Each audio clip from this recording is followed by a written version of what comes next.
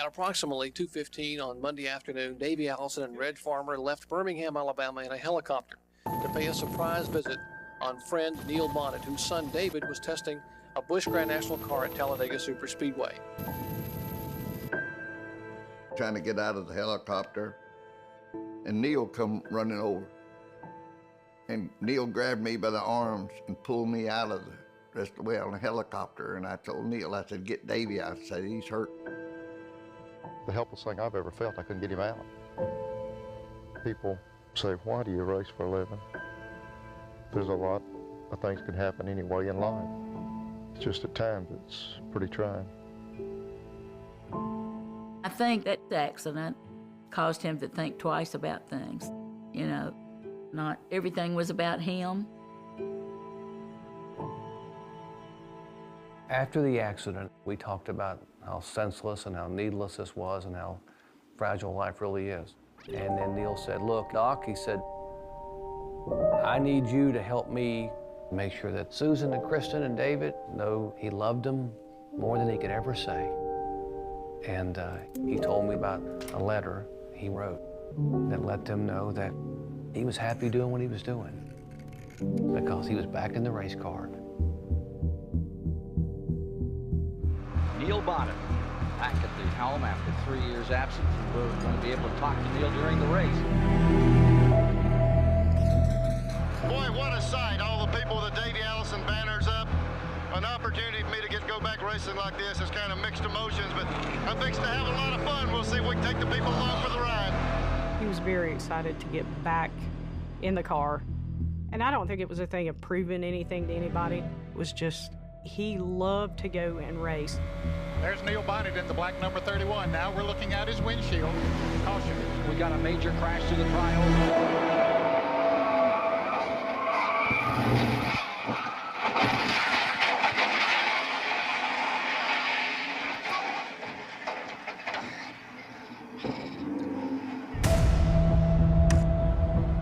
Wow, his car goes upside down. Hit the catch fence.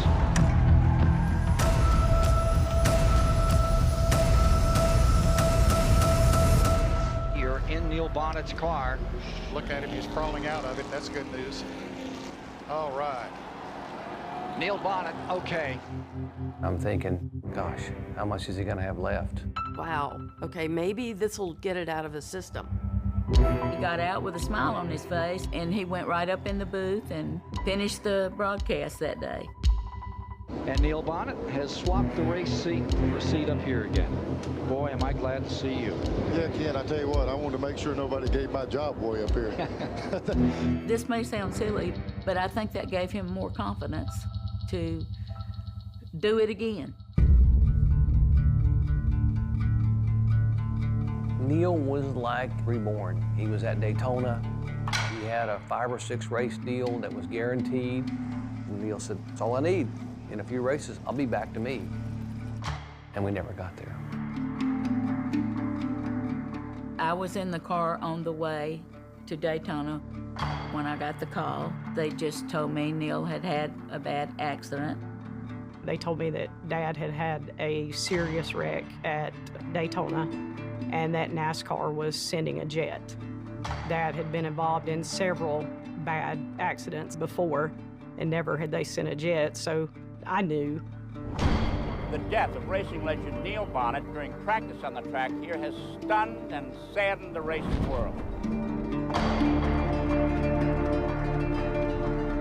That wreck should have never happened, and Neil should have never got hurt that day. I stay pretty mad about that wreck. Maybe I could have prevented it.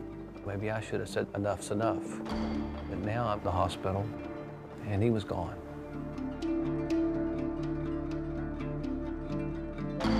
We went to the hospital, and Jerry Punch was there waiting on me when I got there.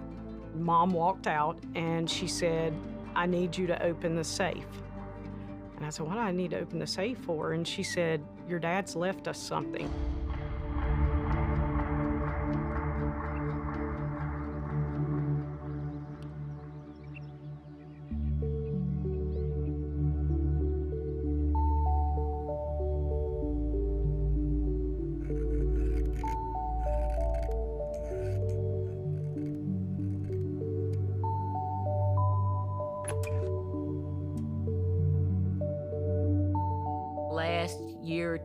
previous to his death, Neil had experienced so many things in his life. I think he had realized that it wasn't just about him. You know, it was about all of us and the things we'd been through in our life. And I just think that he wanted to clear all that up, I guess. Dad was not a letter writer. I mean, there was no doubt the love between all of us, but he was not your poetry writing, letter writing type person. Susan, if anything should happen to me, I just want you to understand that I had to do this. At times I think I'm going crazy or just can't control what's going on. The only thing that I can say is that I take you for granted. I could not have found anyone like you. It was so thoughtful to say the things he said because I think he felt like we sacrificed for him to live his dream. And I think there was some guilt there that shouldn't have been there because he provided a great life for us. I've heard people say sometimes good things come from the bad. I'm very ashamed of some of the things I have done in the past, but please forgive me, and I will try to be the type of person you deserve. Love, Neil. I think the greatest thing that Neil ever gave me was that letter. It cost me and our entire family just to get out of our box. We had a life that we lived through him. And I think he made the greatest sacrifice without even knowing it, help us see that we were individuals and we had a life and we could move on. We could move on.